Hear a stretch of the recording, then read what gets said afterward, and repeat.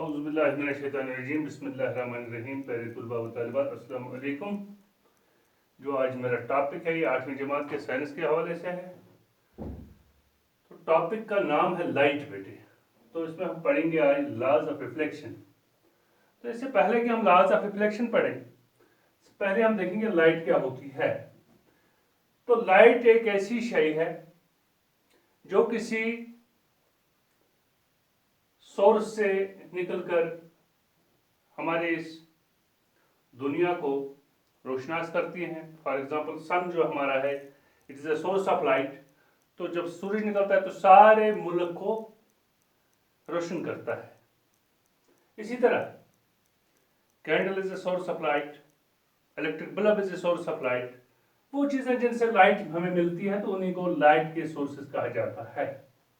तो जब ये लाइट किसी चीज पे पड़ती है, जब ये रोशनी किसी भी चीज पे पड़ती है तो हम उस चीज को देख सकते हैं। उस चीज का अक्स हमारी आंखों पर बनता है जिससे हम उस चीज को देख सकते हैं। तो know what is light? Light makes things visible to us. When light falls on an object, the light makes the object visible to us. Light हमें इस काबिल बनाती है कि हम उस चीज को देख सकते हैं। तो देखा गया है कि जब लाइट किसी चीज पे पड़ती है, when a beam of light, इसको लॉज ऑफ रिफ्लेक्शन भी हम कहते हैं, when a beam of light from a source is incident on a striking और strikes a surface. For example mirror, अगर ये लाइट है, a ray of light, it falls on a mirror, तो यहां से ये आती है तो इस मिरर पे पड़ती है।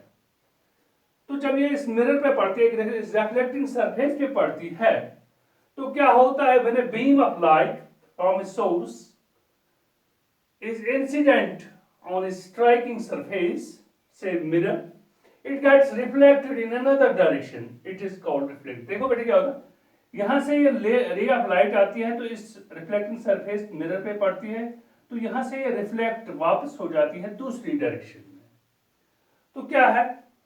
When a ray of light which strikes in the surface is called incident, तो इस रे को हम इंसिडेंट रे का नाम देते हैं, जो किसी सोर्स से निकलकर किसी रिफ्लेक्टिंग सरफेस पर पड़ने से पहले उसको हम इंसिडेंट रे कहेंगे। तो इसी तरह जब ये रे इस रिफ्लेक्टिंग सरफेस के साथ टकराती है तो यहां से ये दूसरी जानिब अपना रुख करती है, तो उस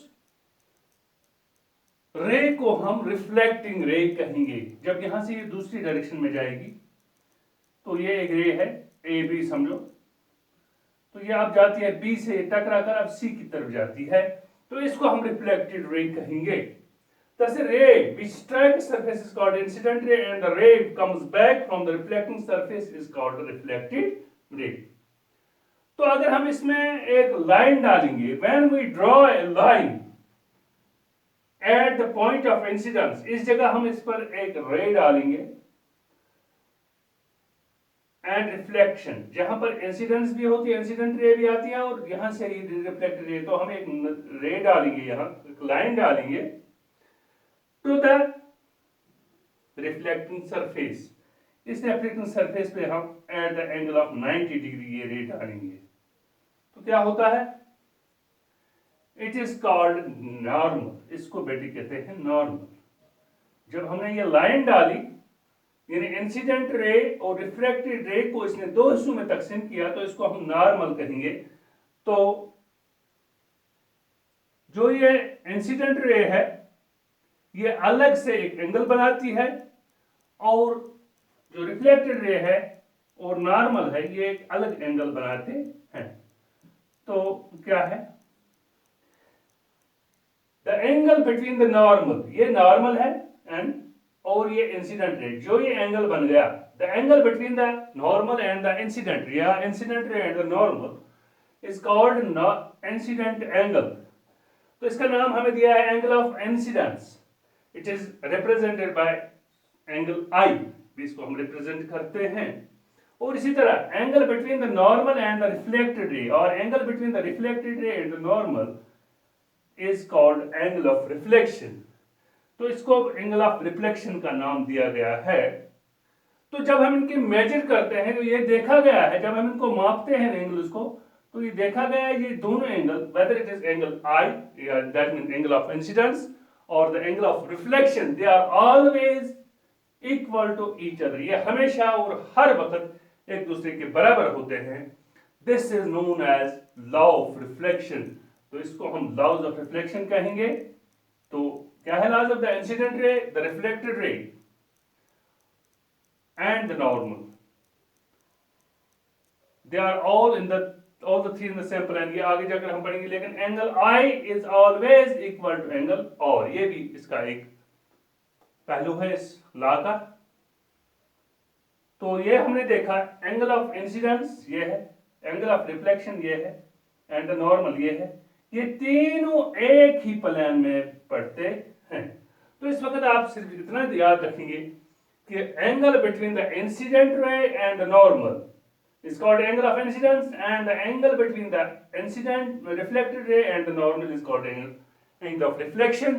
The two angles are always equal to each other, and it should be minded that they are always equal to one another. If angle I measures 20 degree, similarly the angle O will be of 20 degree. So angle I may be 50 degree, angle R will also be of 50 degree। तो ये चीजें आपको याद रखनी है कि angle I हमेशा और हमेशा एंगल I R के बराबर होता है। आज आपके लिए इतना काफी। बाकी वस्सलाम।